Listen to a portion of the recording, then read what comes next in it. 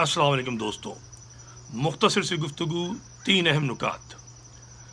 London के कायद ने कल तकरीर की और उनकी तकरीर का लुब्बे लुबाब जो था वो सिंधु देश था।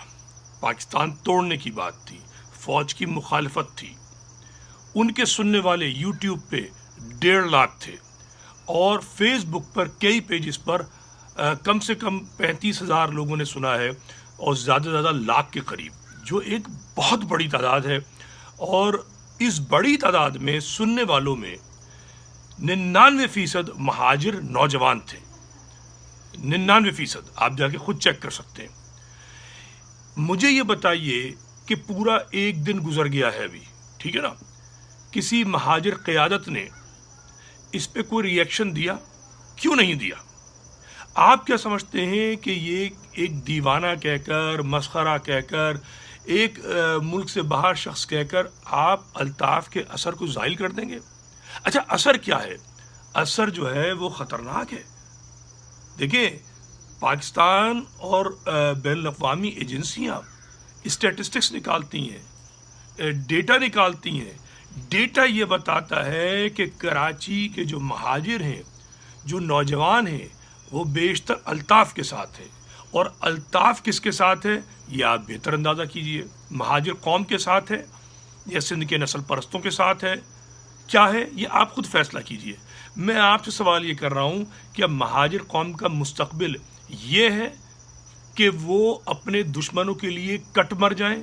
मुझे बताइए। मैंने कई बार समझाया कि भाई हमें ना पाकिस्तान बचाने के लिए अपनी जानें देनी, ना हमें सिंधु देश बनाने के लिए देनी, मगर मेरी आवाज़ बड़ी मुख्तसर सी है, उसकी पहुंच बहुत कम है और नतीजा बड़ा ख़राब है। अगर मेरी आवाज़ कमज़ोर रही और अल्ताफ़ की आवाज़ ताकतवर रही और बाकी लीडर खामोश रहे, नतीजा क्या निकलेगा? नतीजा वही निकलेगा जो बम्बई से सिंध को अलग कराने की तहरीक से शुरू हुआ और पाकिस्तान के नतीजे में 99% इंडिया के लोगों ने वोट दिया पाकिस्तान के क़याम के लिए और 99% वहीं रह गए और आज तक उनको गालियां दी जाती हैं तुमने पाकिस्तान बनाया, ठीक है, तो उसका नुकसान उठाया।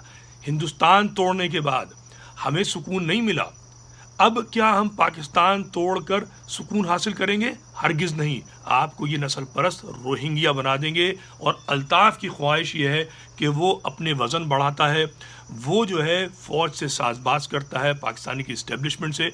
लेकिन महाजिर कौम को इससे बड़ा शदीद नुकसान हो रहा है और ये महाजिर नौजवानों को समझाने की ज़िम्मेदारी आप सामईन की है। दूसरी बात, जिना अस्पताल की एक डॉक्टर है नाजिश भट्ट, उनके ख़िलाफ़ हर्जा सराई हुई है, अखबार में बयानात आए हैं, मगर किसी भी महाजिर या कराची की लीडरशिप ने कोई इस पर रद्द अमल नहीं दिया। आप इसको मामूली वाक़या ना समझें।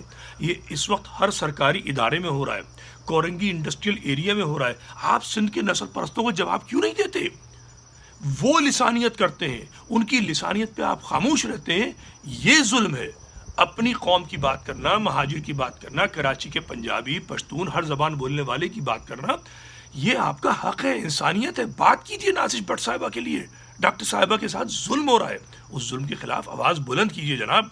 और तीसरी बात, आखिरी बात, 7.5 लाख एकड़ ज़मीन 2 महीने पहले मुत्तहदा के MNA उसामा कादरी साहब ने उस पर कौमी असम्बली पे वावेला मचाया था और मैं वाहिद हूँ उनके बाद कि जिसने सरेआम वीडियो बनाकर 7.5 लाख एकड़ मतरूका सिंध पर नस्ल परस्तों के कब्ज़े और पीपल्स पार्टी की जो साजिश हो रही है, गैर कानूनी तरीके से आइनी जोड़ तोड़ किया जा रहा है, उसकी मजम्मत की थी।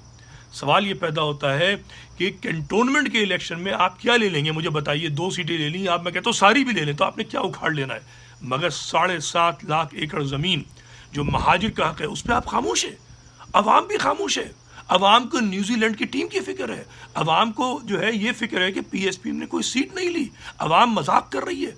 महाजिरों, होशियार हो, अक्ल को इस्तेमाल करना सीखो, फ़हम फरासत, अपनी कौम की बात करो, अपनी ज़मीन की बात करो, मतरूका सिंध की बात करो, अपने शहर कराची की बात करो, दानिशमंदी का मुज़ाहरा करो, वरना तुम्हारा हशर वो होगा कि जिसका जिक्र नहीं होगा ज़मानों में आइंदा। बता रहा हूँ मैं।